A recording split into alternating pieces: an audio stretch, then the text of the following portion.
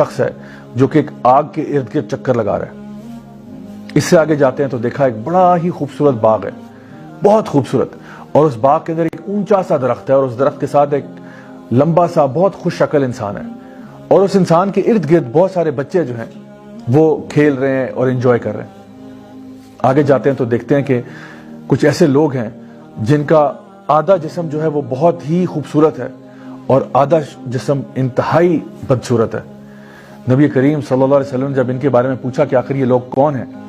تو فرشتوں نے اب بتانا شروع کیا کہ جو سب سے پہلے آپ نے دو لوگ دیکھے تھے جس میں ایک شخص دوسرے کا سر پتھر سے کچل رہا تھا، یہ اس شخص کا سر کچلا جا رہا تھا جو قرآن تو پڑھتا تھا لیکن اس پر عمل نہیں کرتا تھا، اور جو نمازوں کو بے پرواہی کے ساتھ اور لاپرواہی کے ساتھ ادا کرتا تھا یا ادا ہی نہیں کرتا تھا۔ دوسری طرف ان کا ذکر کیا وہ شخص جو دوسرے کے اوپر اس کا جبڑا